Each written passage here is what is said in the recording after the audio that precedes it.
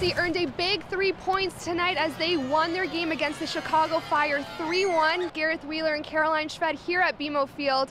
Gareth, big performance tonight from Sebastian Javenko, man of the match, 2 crucial goals against Chicago Fire. Let's talk about it. It was such an important night for this club, top to bottom, just to relax everyone, because the recent performances have been good, but it's either been mistakes or the lack of finish that's held them back.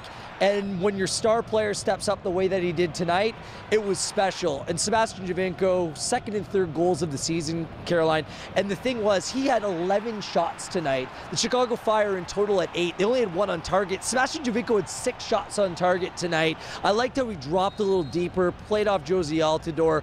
The connection with Victor Vasquez was very good as well. And a vintage Javenko free kick that kisses the underside of the bar. The goalkeeper didn't have a chance. It was just a great night all around for Sebastian Javenko. Greg Vanny has a few comments on Sebastian Javenko's big night. I thought he was sharp. I thought the team was by and large sharp. We stayed closer together defensively, which was an objective this week, not to find each other and defend a little bit more together. And I was pleased. I mean, are there things to build on there? For sure. Was everything perfect? No, but happy with the performance. Great win for the guys, and for us, it's to start building some momentum now off of this win and 2 more home games. After scoring Javenko's second goal, there was some frustration when he came off the field. Benoit Giroux coming in for Javenko. What do you think about that frustration for the forward? It was unfortunate. Javenko, you know, he's a goal scorer. He wanted that third goal. He wanted the hat trick. So a player like Seba, who's on a good run of form on the night, is going to be a little bit frustrated going off. But you understand where the head coach Greg Vanny's coming from as well. Wanted to bring on another midfield player and acknowledge he miscalculated the reaction after the game. He wanted to give Javenko the moment with the crowd applauding the one player for his individual effort. So a little bit of miscommunication between the two. What needs to happen from here is both men sit down over the course of the weekend and just talk it out. It's not something that should hold the player or the head coach back, but it's something you want to nip in the bud as soon as you can.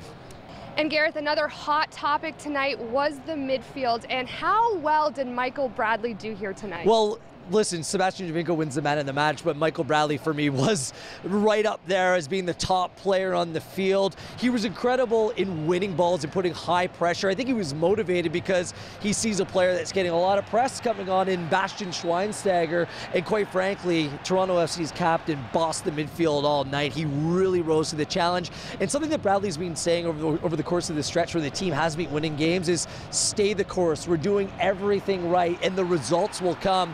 The captain backed that up tonight, played a significant role in the build-up to both goals that were scored.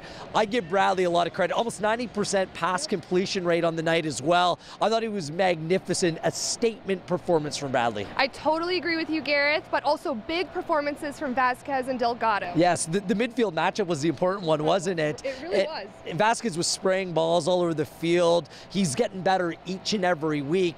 And Marky Delgado was the new kid on the block, not in the band, but actually in the starting 11 for Toronto FC with this first start of the year. I think he's more economical with his touches of the ball. He's always looking to play the ball forward, and I thought he tracked back well with a game-high 4 tackles as well. Delgado was big for me, and it's a good spot for him to come in, get his legs in front of the home crowd. I just thought the 3 players linked up better and got the best of Schweinsteiger, Dax McCarty, and Janino on the night. And Captain Michael Bradley credits a very good game to Marky Delgado. Yeah, Marky has good qualities, really good qualities. You know, people forget how young he is, but his ability to cover ground and to play simple, you know, to see plays quickly, to find the next guy, to, you know, not use extra touches.